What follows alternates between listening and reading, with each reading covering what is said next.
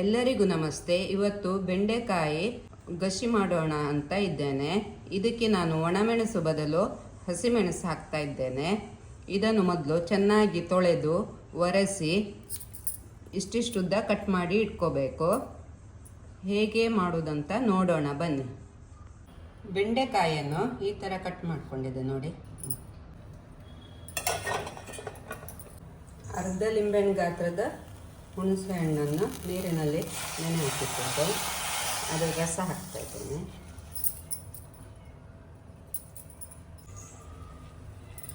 ಒಂದು ಬೇವಿನ ಸೊಪ್ಪು, ಸ್ವಲ್ಪ ಬೆಲ್ಲ,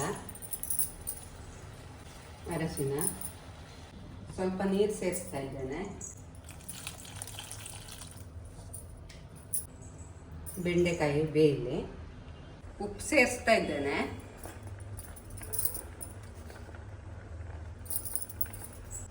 ಇನ್ನು ಸ್ವಲ್ಪ ಬೇಯಲಿಕ್ಕಿದೆ. ಒಂದು 5 ನಿಮಿಷ ಬೇಯಿಸುವ. ಮಸಾಲೆ ಹುರಿಲಿಕ್ಕೆ ಸ್ವಲ್ಪ ಎಣ್ಣೆ, ತೆಂಗಿನೆಣ್ಣೆ. ನೀವು ಯಾವ ಅಡಿಗೆ ಎಣ್ಣೆಯನ್ನು ಉಪಯೋಗಿಸಬಹುದು. ಉದ್ದಿನಬೇಳೆ,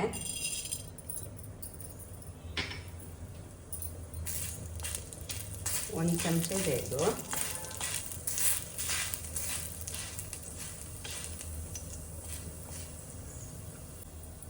ಕೊತ್ತಂಬರಿ ಬೀಜ 2.5 ಚಮಚ ಇದೆ.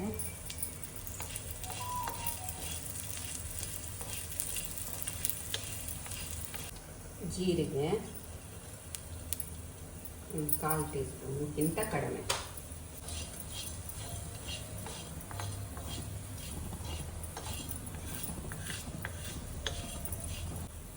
ಹಸಿಮೆಣಸು ಹಾಕ್ತಾ ಇದ್ದೇನೆ. ಇದು ನಾನು ಕೆಂಪು ಬಣ್ಣದ್ದೇ ತಗೊಂಡಿದ್ದೆ ಹಸಿಮೆಣಸು. ಇಷ್ಟೇ ಇರೋದು. ಇಲ್ಲಿದ್ರೆ ಹಸಿರು ಕಲರಿನ ಬಣ್ಣದ್ದು ಆಗ್ತದೆ ಹಸಿಮೆಣಸು.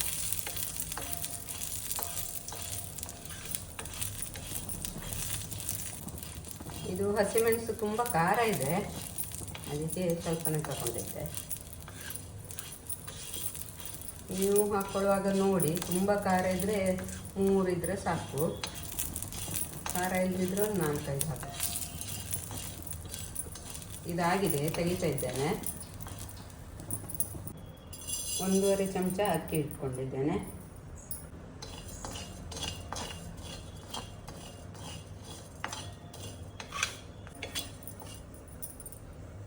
ಆಗಿದೆ ಇದು.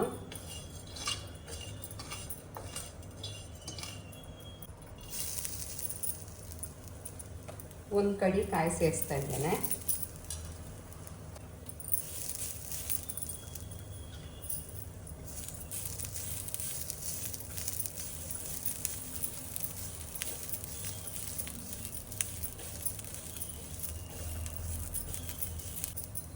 ಹುರಿದಿಟ್ಟ ಮಸಾಲೆಯನ್ನು ಮತ್ತೆ ಹಾಕ್ತಾ ಇದ್ದೇನೆ.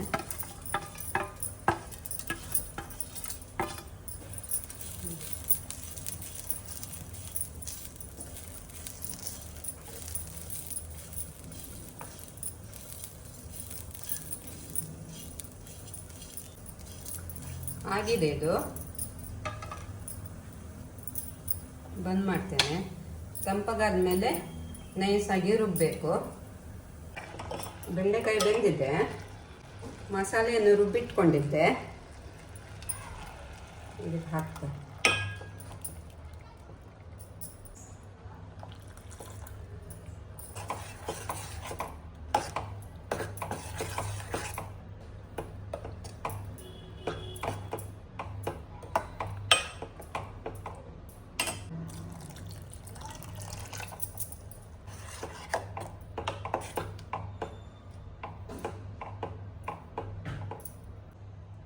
ಉಪ್ಪು ಸೇರಿಸ್ತಾ ಇದ್ದೇನೆ. ಆವಾಗ ಸ್ವಲ್ಪ ಹಾಕಿದ್ದೇನೆ, ಇವಾಗ ಸ್ವಲ್ಪ ಹಾಕ್ತಾ ಇದ್ದೇನೆ.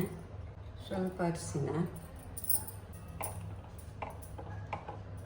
ಬೇಯಿಸುವಾಗ ಹಾಕಿದ್ದೇನೆ, ಆವಾಗ ಮೊದಲು.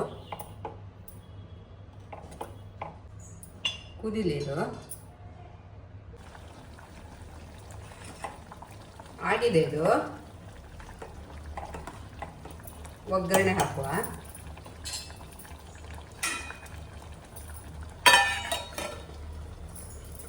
ಬಿಸಿಯಾಗಿದೆ.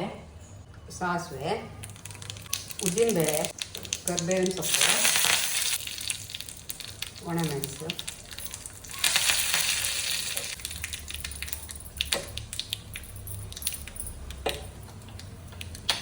ಇಂಗು ಬೇಕಾದರೆ ಹಾಕ್ಕೋಬೋದು. ನಾನು ಇಲ್ಲಿ ಹಾಕ್ತಾ ಇದ್ದೇನೆ ಸ್ವಲ್ಪ.